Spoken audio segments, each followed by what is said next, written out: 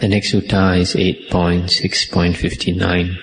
Monks, there are these 8 persons worthy of offerings, worthy of gifts, worthy of oblations, deserving to be reverently saluted, the world's peerless field for merit. What 8? The stream winner. That's number 1. Number 2, he who has entered the path for the realization of the fruit of stream winning. Number 3, the once returner or Sakadagami. Number 4, he who attains to the path for the realization thereof. Number 5, the non-returner or Anagamin. Number 6, he who attains, he who has entered the path for the realization of the fruit of non-returning. Number 7, the Arahant. And number 8, he who has entered on the path to Arahantship. That's the end of the sutta. So here the Buddha is talking about 8 persons who are Aryas. And you notice it is 8 persons, not 4 persons. Because in the Abhidhamma, the path attainment is supposed to be followed immediately the next moment by the fruition. But this is not so in the suttas. In the suttas you have 8 persons, which means that path attainer actually exists for you to make offerings to. So it does appear in the suttas that path attainment and fruition attainment can take quite some time. They are apart, quite some time apart, not necessarily one following the other immediately. The other thing you notice is that these terms, Sotapanna, Sakadagamin, Anagamin and Arhan, are all fruition attainers. They are all fruition attainers. Here in this book they have translated wrongly. They have translated the stream winner and he who attains to the realization of the fruit of stream winning. So from this translation it appears like the stream winner, Sotapanna, is a path attainer. But actually, when I check the Pali translation, I find that the terms Sotapanna, Sakadagamin, Anagamin and Arahant are fruition attainers. The next sutta is 8.7.62. Monks, possessed of 6 qualities, a monk is enough for self, enough for others. What 6? Herein a monk is quick to grasp the subtle doctrines or Dhamma. Number 2, he remembers those heard. Number 3, he reflects on the meaning of those remembered. Number 4, knowing both the letter and the spirit, he walks in conformity with Dhamma. Number 5, he has a pleasant voice, a good enunciation, is urbane in speech, distinct, free from hoarseness and informative. Number 6, he is one who instructs, incites, rouses and gladdens his companions in the holy life. And then possessed of these 6, a monk is enough for self, enough for others. I'll just stop here for a while just to recapitulate. There are 6 qualities which makes a monk, which benefits a monk as well as benefits others. Number 1, he is quick to understand the Dhamma. Number 2, he remembers the Dhamma. Number 3, he reflects on the meaning of the Dhamma. And number 4, he walks in conformity with Dhamma. Number 5, he has a pleasant voice. Number 6, he is one who instructs and encourages his companions in the holy life. Now to continue. Likewise, possessed of 5 qualities, a monk is enough for self and enough for others. What 5? He is not very quick in grasping the subtle doctrines, but he possesses the other 5 qualities. That means he remembers the Dhamma heard, he reflects on the meaning of the Dhamma remembered, And then number 3, he walks in conformity with Dhamma. Then he has a pleasant voice, and he instructs and encourages his companions in the holy life. Possessed of these 5, he is enough for self, enough for others. Possessed of 4 qualities, a monk is enough for self, but not for others. What for? He is quick to grasp the subtle doctrines. He remembers those heard. He reflects on those remembered. Knowing both the letter and the spirit, he walks in conformity with Dhamma. But he does not have a pleasant voice, nor does he instruct, rouse and gladden his companions in the holy life. With these 4, he is enough for self, but not for others. Possessed of 4 qualities, he is enough for others, but not for self. What for? He is quick to grasp the subtle doctrines, remembers them, but he does not reflect on them or walk in conformity with Dhamma. Yet he has a pleasant voice, and he instructs his companions in the holy life. With these 4, he is enough for others, but not for self. Possessed of 3 qualities, he is enough for self, but not for others. What 3? He is not quick to grasp the subtle doctrines, but he remembers them, he reflects upon them. He walks in conformity with Dhamma. Yet he has not a pleasant voice, nor does he instruct his fellows in the holy life. With these 3, he is enough for self, but not for others. Possessed of 3 qualities, he is enough for others, but not for self. What 3? He is not quick to grasp the subtle doctrines, but remembers them. Yet he does not reflect on them, does not walk in conformity with Dhamma, but he has a pleasant voice, and instructs his companions in the holy life. With these 3, he is enough for others, but not for self. Possessed of 2 qualities, he is enough for self, but not for others. What 2? He is not quick to grasp the subtle doctrines, does not remember them, but he reflects on them and walks in conformity with Dhamma. Yet he has not a pleasant voice, nor does he instruct and rouse and incite his companions in the holy life, with enough for self but not for others. Monks, possessed of 2 qualities, a monk is enough for others but not for self. What 2? Herein a monk is not very quick to grasp the subtle doctrines. He does not remember those heard, nor reflect on the meaning of those remembered. Knowing neither the letter nor the spirit, he does not walk in conformity with Dhamma. But he has a pleasant voice, a good enunciation, is urbane in speech, distinct, free from hoarseness and informative. He is one who instructs, incites, rouses and gladdens his companions in the holy life. Possessed of these 2 qualities, a monk is enough for others, but not for self. That's the end of the sutta.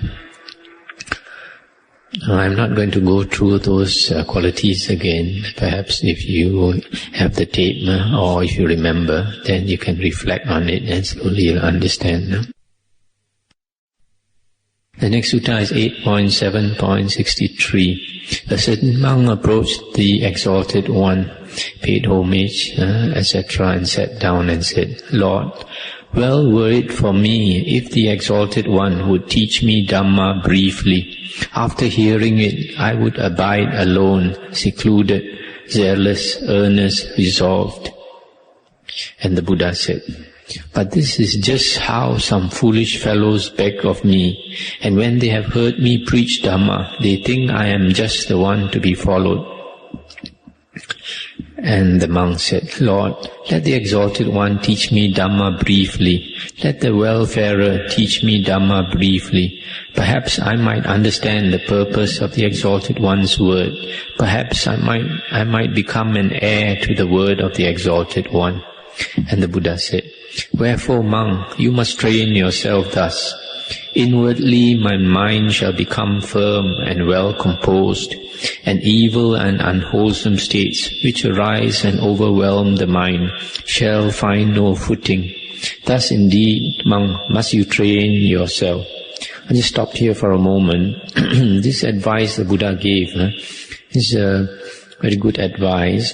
He's telling the monk to Make the mind firm and well composed, so that the evil and unwholesome states of mind can find no footing to arise. That is the purpose of samadhi, strong concentration. And the purpose is that these hindrances, these unwholesome states of mind shall not arise because they have no footing to arise. Now the Buddha continued, when monk, inwardly your mind is firm and well composed, and evil and unwholesome states which arise and overwhelm the mind find no footing, then monk, you must train yourself thus. Radiation of goodwill by the mind shall become by me, continuously developed, made a vehicle of, made a basis, exercised, augmented, thoroughly set going. Thus indeed, monk, must you train yourself. When monk, this concentration is thus made become, and when monk, this concentration is thus made become and developed by you, then you should make become this concentration with initial and sustained application. Make it become without initial application, but with sustained application only. Make it become without either initial or sustained application. Make it become with rapture or delight, piti. Make it become without rapture. Make it become accompanied by pleasure, sukha. Make it become accompanied by equanimity. When monk, this concentration is made become by you, and well made become, then monk, you must train yourself thus. Radiation of compassion, joy, equanimity by the mind shall be made become by me, continuously developed, made a vehicle of, made a basis, exercised, augmented, thoroughly set going. Thus indeed, monk, must you train yourself. When monk, these concentrations are thus made become and developed by you, then you should make these concentrations become with initial and sustained application, etc. Make them become accompanied by equanimity. I'll just stop here for a moment. So here you see the Buddha is advising the monk, firstly to make the mind firm and composed. Then after that he asks the monk to practice radiation of goodwill by the mind, metta, goodwill or loving kindness, to develop the metta. And then after that to develop the concentration with initial and sustained application, that is vitaka and vichara. And then make it become without initial application but with sustained application. Then make it become without either initial or sustained application. That is the second jhana. With initial and sustained application is the first jhana. Without initial and sustained application is the second jhana. And make it become with delight or rapture, piti, and then make it without piti, and then make it accompanied by pleasure, accompanied by equanimity. These are different stages of jhana, going from the first to the second to the third to the fourth jhana, because the fourth jhana is a state of pure equanimity and mindfulness. And then after that the Buddha advised the monk to practice compassion, joy and equanimity, the other four Brahma Viharas. These are all the Brahma Viharas. And after developing practicing it, to practice the concentrations one by one. Now to continue, when monk, these concentrations are made become by you and made well become, then monk, you must train yourself thus. As to the body, looking upon the body, I will live strenuous, mindful and aware, overcoming the hankering and dejection common in this world. Thus indeed, monk, you must train yourself. When monk, this concentration is thus made become and developed by you, then make this concentration become with initial and sustained application, without initial application, but with sustained application, then without initial and sustained application, etc.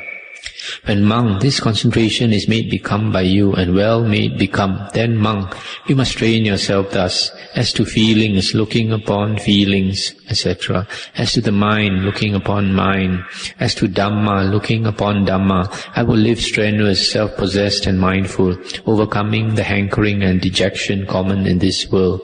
Thus indeed, monk, you must train yourself. Stop here for a moment. So here the Buddha is advising the monk, after developing the concentration, to practice the Satipatthana, mindfulness, with regard to abide, contemplating the body, contemplating feeling, contemplating mind, and contemplating Dhamma. These are the 4 objects of Satipatthana. Then the Buddha continues, when monk, this concentration is thus made become and developed by you, then you should make this concentration become with initial and sustained application. Make it become without initial application, but with sustained application only. Make it become without either initial or sustained application. Make it become with rapture. Make it become without rapture. Make it become accompanied with pleasure. Make it become accompanied with equanimity. When monk, this concentration is made become by you and well made become, then monk, just to whatever place you go, you shall go in comfort. Wherever you stand, you shall stand in comfort. Wherever you sit, you shall sit in comfort. And wherever you make your bed, you shall lie down in comfort. And the monk, roused by the Exalted One's exhortation, got up from his seat, saluted the Exalted One, and departed, passing him by on his right. Now not long after, dwelling alone, secluded, zealous, earnest, resolved, that monk attained to and abode in that unsurpassed goal of the holy life, realizing it by personal knowledge in this life, for the sake of which clansmen rightly go forth from the home to the homeless life. And he fully realized, birth is destroyed, lived is the holy life, done is what had to be done, there is no more of this to come. And that monk was numbered among the Arahants. That's the end of the sutta. So in this last part, the Buddha is again asking the monk to practice the concentrations in stages, very systematically. And then the Buddha says, when he has developed up to the concentration accompanied by equanimity, which is the 4th jhana, then the Buddha says, when this concentration is made become or developed by you and well made become, then monk, just to whatever place you shall go in comfort. Wherever you stand, you shall stand in comfort. Wherever you sit, you shall sit in comfort. And wherever you make your bed, you shall lie down in comfort. This is the result of attaining the 4th jhana. Some other sutta, the Buddha has also mentioned this, and it shows that the effect of samadhi lasts for a while. It's not that immediately you come out of samadhi, all the hindrances come back. And it is precisely because the hindrances are in abeyance that this monk can go everywhere in comfort. In comfort means he's not disturbed by the hindrances, by the defilements of mind. As I mentioned earlier, in another sutta, it was quite plain. The Buddha said even an external ascetic, it's a mention of an external ascetic by the name of Suneta. The Buddha said because he had developed the jhanas, he was free of the passions, which are basically the hindrances. So that's the end of the sutta. You notice that the Buddha is a very systematic teacher. You see, he talks about attaining the jhanas in very different, many different levels. He's very, very systematic. You can see he asked the monk to practice the first stage with initial and sustained application. Then get rid of the initial application and go into that state with sustained application only. And then after that, to go to the next stage without initial or sustained application. And then after that, the next stage with piti. And then the next stage without piti. And then the next with sukha, pleasure. And then after the next state after that, after dropping sukha, then you abide in equanimity. So you can see the Buddha is a very systematic teacher. He practiced very systematically and he taught very systematically. That is the one of the advantages of studying the suttas.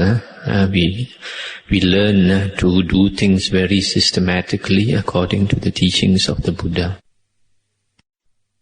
The next sutta, 8.7.64.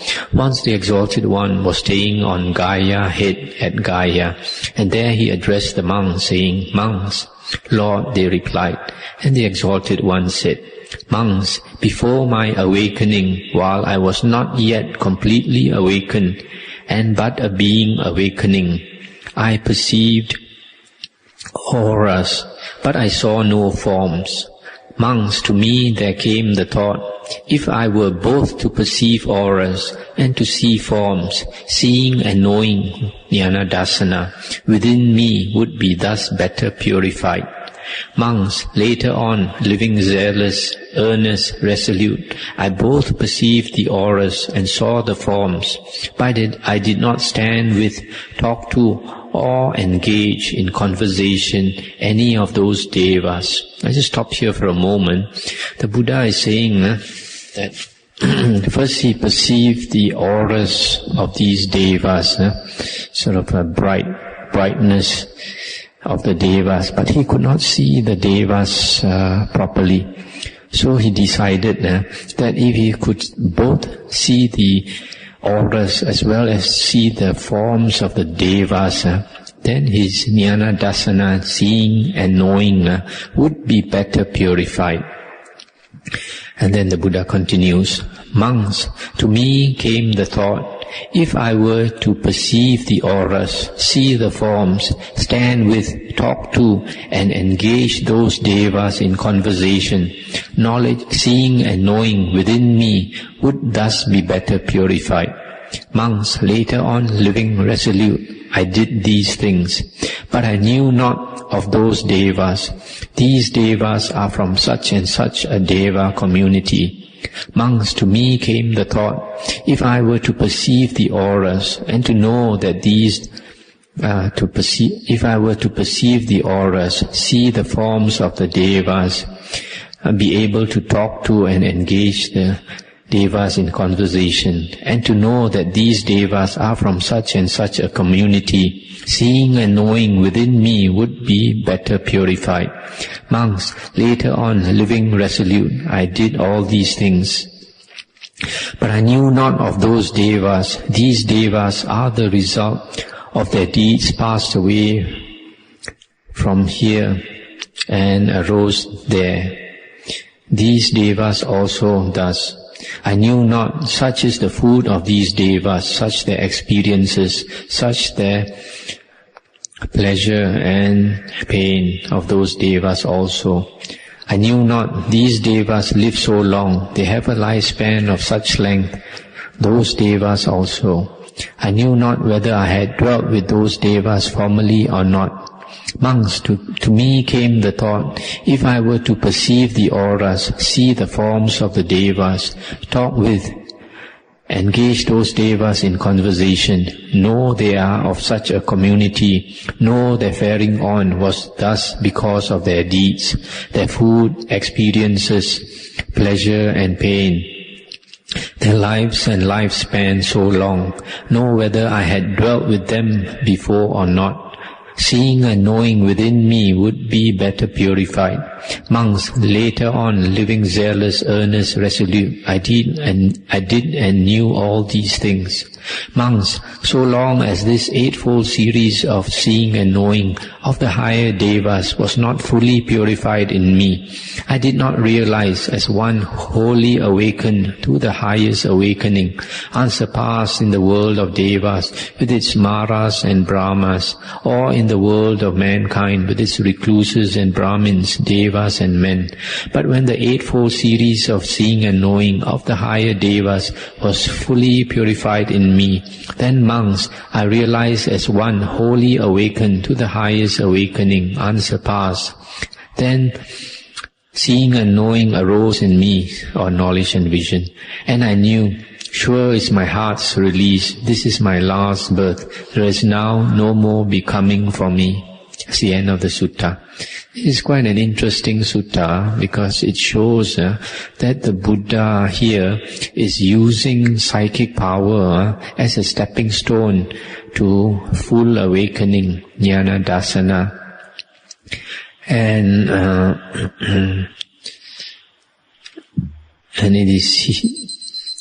it is very clear from here that the Buddha cultivated the psychic powers in stages, and because of that the Buddha said he had the full awakening as a Samma Sambuddha. So this sutta contradicts what some monks say about psychic power, that psychic power, that you should not cultivate psychic power, etc. That there's a greed, that you might have a greed for psychic power. But here the Buddha is saying that he is using the perfection of the psychic powers to perfect his seeing and knowing, jnana dasana, so that he obtained the full enlightenment of a Buddha. So in the Buddha's teachings, psychic powers are part of the higher knowledges, abhinya. The Buddha talked about 6 abhinya, 6 higher knowledges, and 5 of them are psychic powers, different types of psychic powers. Only the last, number 6, is the destruction of the asavas.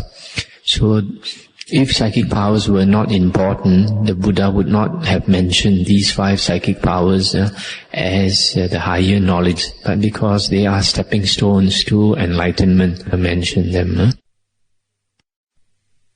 Now, the next sutta is 8.7.65. Monks, there are these 8 spheres of mastery, abhiba yatana. What 8? 1. When personally conscious of body, anyone sees forms exterior to himself, whether limited, lovely or ugly. He is thus conscious. Having mastered them, I know, I see them. This is the first sphere of mastery. Number 2, when personally conscious of body, anyone sees forms exterior to himself, whether boundless, lovely or ugly. He is thus conscious. Having mastered them, I know, I see them. This is second sphere of mastery.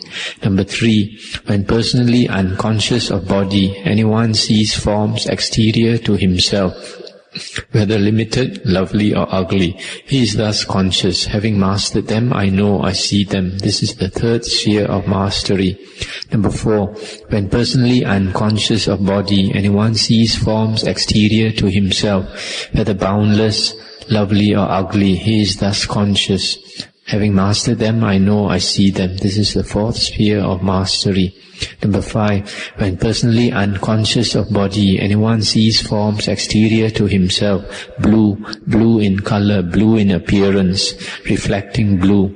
He is thus conscious. Having mastered them, I know, I see them. This is the fifth sphere of mastery. Number 6, when personally unconscious of body, anyone sees forms exterior to himself, yellow. He is thus conscious. Having mastered them, I know, I see them. This is the sixth sphere of mastery.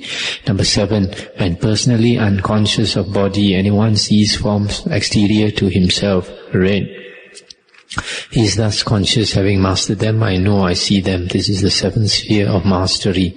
Number 8, when personally unconscious of body, anyone sees forms exterior to himself, white in color, white in appearance, reflecting white. He is thus conscious. Having mastered them, I know, I see them. This is the eighth sphere of mastery. Monks, these are the 8 spheres of mastery.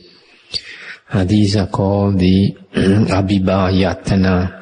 The first one, conscious of body, he sees external forms which are limited.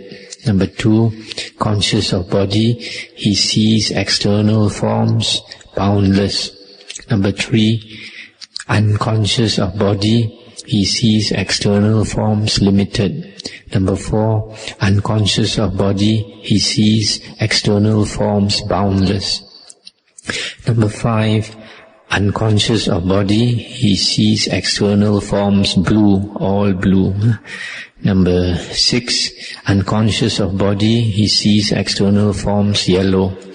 Number 7, unconscious of body, he sees external forms red, all red. And the last one is unconscious of body, he sees external forms all white. These 4 colors are the 4 colors in the Kasina meditations. And these are the 4 out of the 10 Kasina meditations, meditation on colors, and these particular colors are useful for that type of meditation: blue, yellow, red and white. The next sutta is 8.7.69. Monks, there are these 8 assemblies. What 8? Assemblies of nobles, of Brahmins, of householders, of recluses, of devas, of the 4 royal devas, of the 33 devas, of Maras and of Brahmas.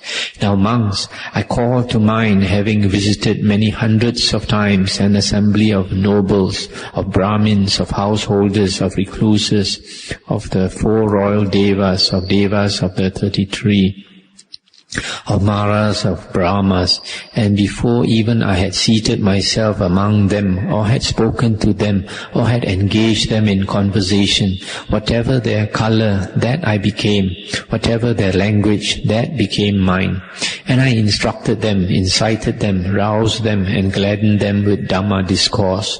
And they knew me not when I spoke, but reasoned among themselves, saying, Who is this who speaks, man or deva? Then when I had instructed, incited, roused and gladdened them with Dhamma discourse, I vanished. And they knew me not when I was gone, but questioned each other, Who is this who has vanished, man or deva? Monks, these are the 8 assemblies. That's the end of the sutta.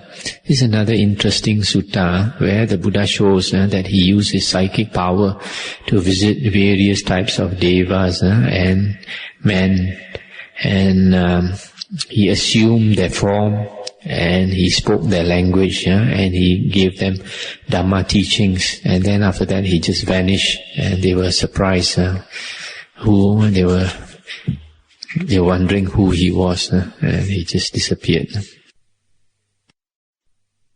The next sutta is 8.8.74. It was at Nadika in the brick hall, and the Exalted One addressed the monks, saying, Mindfulness of death, monks, when made become, when developed, is very fruitful, of great advantage, merging and ending in the deathless. And how, monks, is it so? Take the case of a monk who, when the day declines and night sets in, he reflects thus, Many indeed are the chances of death for me. A snake or a scorpion or a centipede might bite me and cause my death. That would be a hindrance to me. I might stumble and fall. The food I have eaten might make me ill. Bile might convulse me, phlegm choke me, winds within me with their scissor-like cuts give me a shivering fit. Or men or non-humans might attack me and might cause my death. That would be a hindrance to me. Monks, that monk must reflect thus, are there any evil and wrong states within me that have not been put away, and that would be a hindrance to me were I to die tonight? If monks, on consideration, he realize that there are such states, then to put away just those evil and wrong states, and intense resolution, effort, endeavor, exertion, struggle, mindfulness and awareness must be made by that monk. Monks, just as a man whose turban is on fire or whose hair is burning would make an intense resolution, effort, endeavor, exertion, struggle, mindfulness and awareness to put out his burning turban or hair, even so, monks, an intense resolution, effort, endeavor, exertion, struggle, mindfulness and awareness must be made by that monk to put away just those evil and wrong states. But if that monk on review realize that there are no such states within him that have not been put away, which would be a hindrance to him were he to die that night, then let that monk live verily in joy and gladness, training himself day and night in the ways of righteousness or wholesomeness. Take the case, monks, of a monk who reflects likewise when the night is spent and day breaks. He must reflect in the same way, and if he find evil and wrong states, he must make an effort to put them away. But if he discover no such states, let him live in joy and gladness, training himself. Monks, mindfulness of death, when so made, become so developed, is very fruitful, of great advantage, merging and ending in the deathless. That's the end of the sutta. So this is one of the ways in which we practice mindfulness of death. For a monk, because in the Buddha's days, monks used to live in the forests, in the caves, and in the open air, etc. And at night, sometimes he might think there might be danger from wild animals around. There might be danger of non-humans, especially at night. So he can very well think that there is a possibility that he might be killed at night, and or even some sickness might make him die. So he would have to reflect whether there are any evil and unwholesome states in him that he has not put away. Then he should make an effort to put them away. Or during the daytime, then the chances of being killed are not so much from non-humans, but from humans and animals, etc. And he can make the same contemplation.